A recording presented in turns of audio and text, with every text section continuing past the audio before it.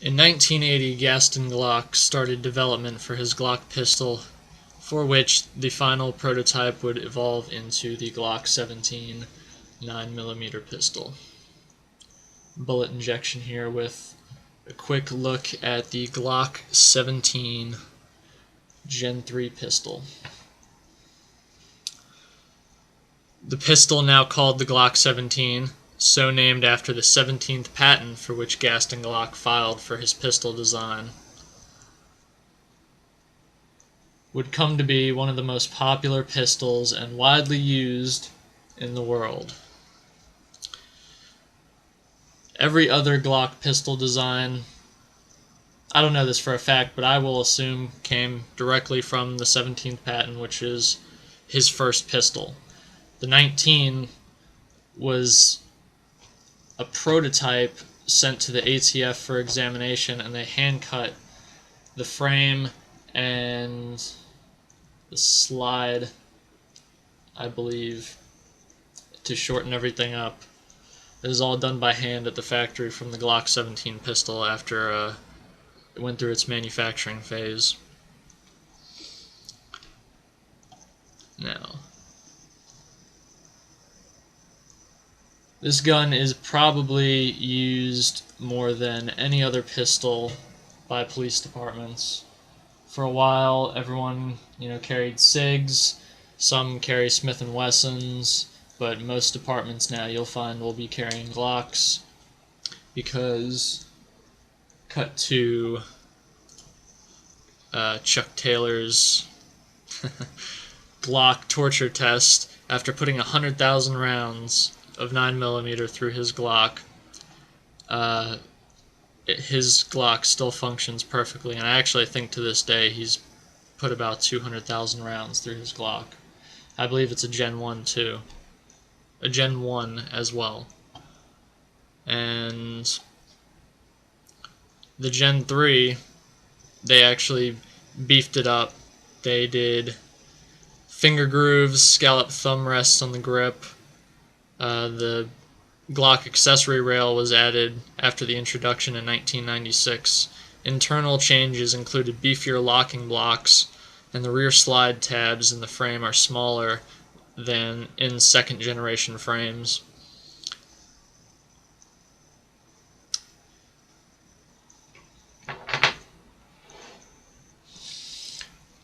This would be a wonderful carry pistol for anyone, that or a Glock 19, but a full frame Glock is outstanding. You'll have lots of fun with this at the range, and you have a very good sight radius.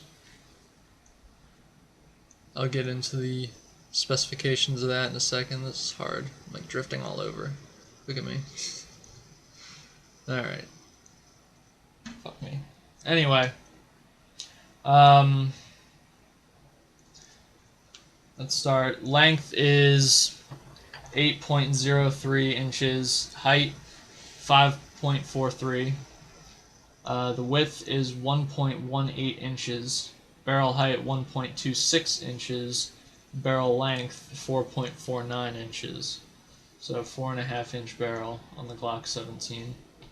This pistol unloaded is super light, 22.22 ounces, according to Glock, and loaded 32.10 ounces. That will depend on your ammo. Trigger pull, 2.5 kg or 5.5 pounds. Trigger travel, 12.5 millimeters or ½ inch.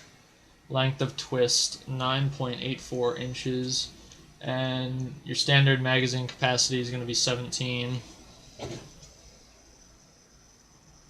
Or, optionally, you could get a 19-round magazine or a 33, which was originally intended for the Glock 18 full auto.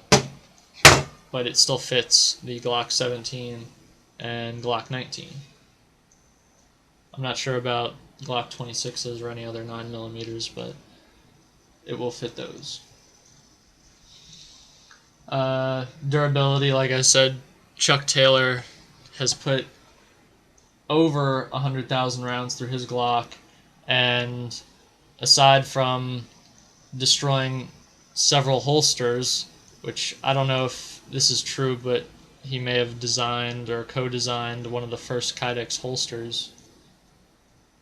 But previous to that, he destroyed more holsters than anything he ever did on his Glock, which was, according to him, nothing for the several articles he wrote for gun magazines. And the simplicity and ergonomics of this gun. Ergonomics, it's a Glock. It's not too ergonomic, I guess. You have the slide serrations to help with, charging the gun, getting it in battery, loading around. I put an extended slide release. Let's see. Extended Glock slide release on this gun. Tons of accessories. This has Trigicon. See if I can get that on camera. Anyway, Trigicon night sights, super nice. And like I said, simplicity takedown.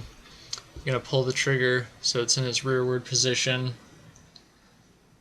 You can just grab it like this, pull it back just a smidge, and these two little tabs, one on each side, pull them down,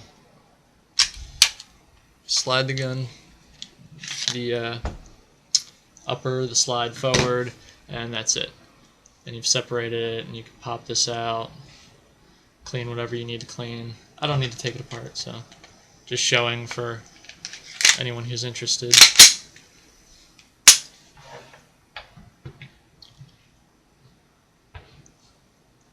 Which may be whoever's watching this video. And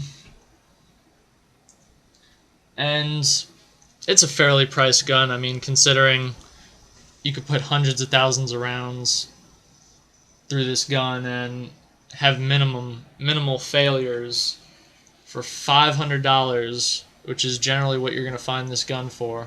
A Gen 4 now is going to be, $550. Excellent price. I'd say it's worth the buy. Some people don't like the grip. The grip angle is a bit much. It's not like the 1911 that everyone's used to. But when you actually get used to it, it's not that bad. The only thing I would suggest, which I didn't do, because I actually haven't had this very long, as some of you know, I'm a poor student, so I have to buy, sell, trade guns all the time.